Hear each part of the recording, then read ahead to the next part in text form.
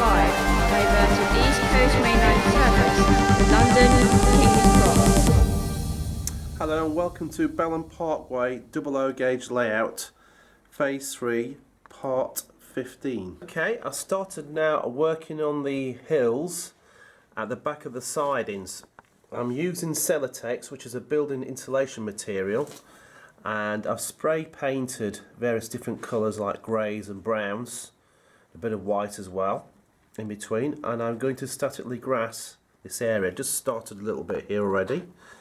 So basically got the sidings here, and each side it's surrounded by these back-seen hills, if you like.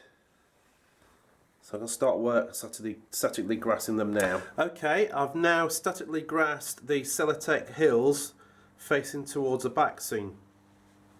I've had to put a few layers of medium wild grass on here, and I've done different shades. It's come out really well. It just blends in really nicely with the backdrop there, the back scene, which I wanted it to do, to give that depth of field. And this is the first section, and it's come out really well.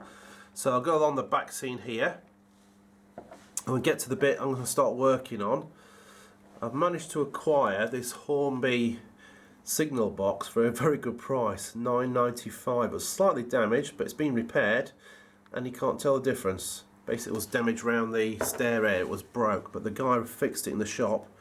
But he said he couldn't sell it, so £9.95 was a bargain for that. So I'm going to carve out the hillside here, the rock face or the banking, and make it similar to what I've got here, and it's going to merge this side into more rock face type terrain.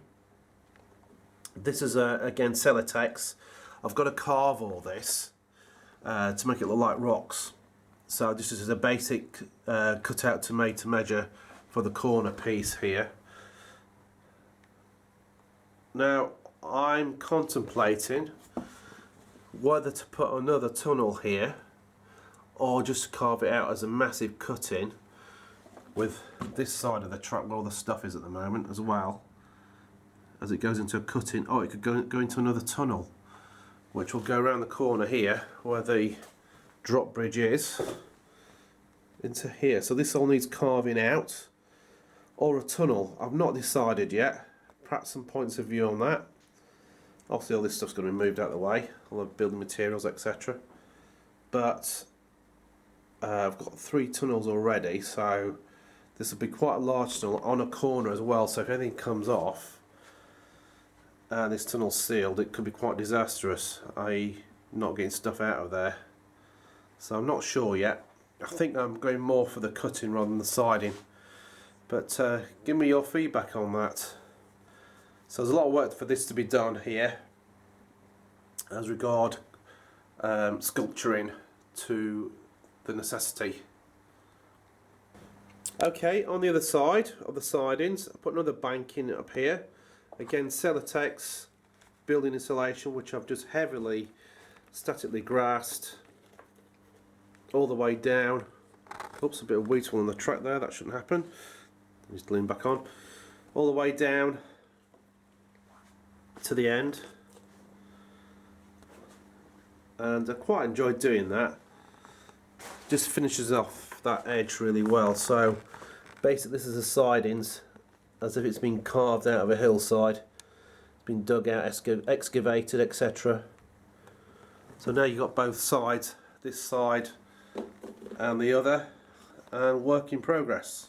Just show a little project I've been working on here. It's a shunt limit signal which I've had for quite a long time, and a pack of signs I've had, and I've put it on a post, weathered it a little bit, and fitted a little light underneath which I had spare, which I've painted, LED light.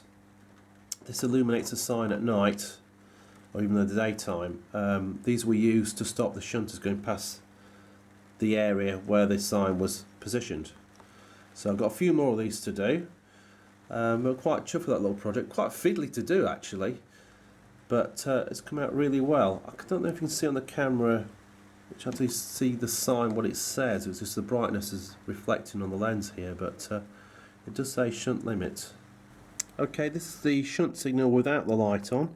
Just give you an idea what it looks like. Okay, back to the cement works project area. I've really been enjoying the static grassing with the machine I've got. It's turned out really well. So what I've done here, I've done the sidings, storage sidings for the cement works, which is on the left hand side. So basically again, where it's been neglected, I've put overgrown weeds and grass in the track, and in between the two lines of the sidings I've put more static grass there, and it's come out really well.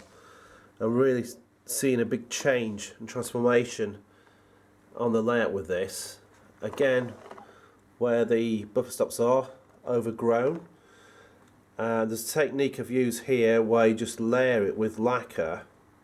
It's like a lacquer that I bought off the company that produces this static grass, and you can make sort of like contours, different contours there, and where it's been overgrown, and it's come out really well. So I've just put some weeds and stuff in there, so that's completely overgrown, but done mounds as well, like little hilly little bits as well. So that's really changed that scene there. As I say, it's overgrown where the buffers are, so you've got a bit of a terrain there. I'm quite happy with that. So a little bit more to do, a few more weeds to put down there, but that's the sidings for the cement works. Moving on, just across the road, I started to mark out parking area. So this is downloadable from Scale Scenery, I think it is.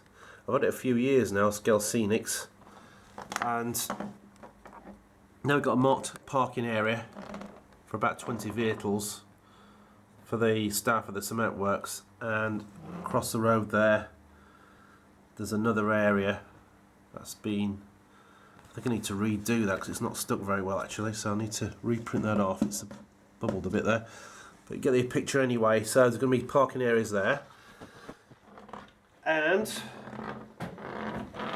I purchased this building last week, sorry 2 weeks ago now, which is a temporary office block. Now this just reminds me of the school I went to, had some temporary teaching rooms like this, exactly the same, in the 70s, early 80s. It is exactly the same design. It just reminds me of old classrooms I used to go to.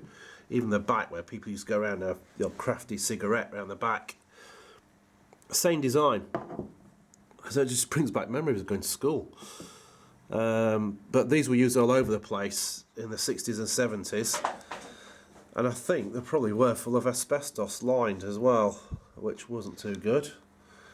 I think a lot of these actually were, because I did a course on asbestos, and a lot of these were lined with asbestos, which wasn't good. But moving on from that, just reflecting the period of modelling, which is the mid-70s, early 80s. So that's going to be one of the buildings I'm putting in there.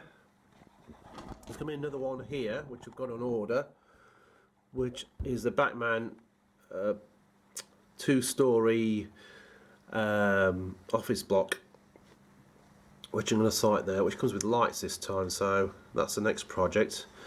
I've actually downloaded some pavement area which has been weathered, stuck that down, and that goes all the way as a walkway area down the factory, the works down there. Again, just changes the character of that incredibly actually, because it's only downloadable paper, but it's made such a difference. At the back here, I'm not sure what I'm going to put, perhaps just grass that off, I'm not sure yet. But certain areas here which are going to statically grass probably today, the weekend, and here as well, which I've marked out, and at the back of the car park area I'm going to statically grass that as wasteland, which I'm quite enjoying at the moment, so I'm looking forward to doing that. On the silo area, I put a concrete walkway here, which I've just painted with concrete coloured paint. Just got to weather that. And that goes around the back here, a step down. You can walk round to the back of the silos from there. Can put some safety rails down each side, I think. Well, probably this side actually, where it's near the rails there, we'll see. I'll have some warning signs for the trains. But yeah, it's coming on slowly. But it is coming on now, so I'm looking forward to doing a bit more work on here. I've done this bit as well, I showed in the last video. No, I didn't. So I've done a bit more statically grassing around this area here, between the rails and the concrete apron. And where the chimney is as well, I've statically grassed that with overgrown grass.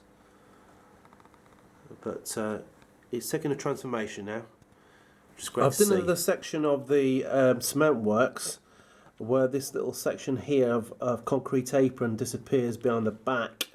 There's like perhaps a parking area or where they put skips, etc., which I'll probably put here. I've used a new technique here. I've just discovered myself by accident. Basically, what I've used here is filler, household filler, so like for walls or that plasterboard filler, and I've painted it over a concrete colour and then a grey colour, and I've broken little bits while it's still damp, just rubbed it down. I sprayed it over with a spray paint which is grey, and then just rubbed it down slightly with my finger, and it's broke it up, so it looks like aging concrete that's coming apart through age and weather, etc., and it's come out really well. Good, like that to dry now. Another technique that someone recommended very cheaply for weathering, I've used paints before for weathering buildings like the roofs, etc., like this one here. Someone suggested charcoal, which is this. 3 sticks for £1 I got them for, and it works much better than dry brushing. So you see this section here, it picks it up on the camera. Just started doing that. This is the other section that's not weathered, and you can see it looks aged already. So I'm going to do the rest of the building at some stage with that and other things as well. So I'll keep you an update on that. But so easy to do. Just show you a little bit of remedial work I've had to do here.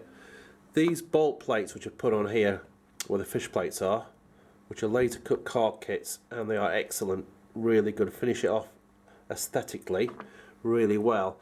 But I put them on the inside as well.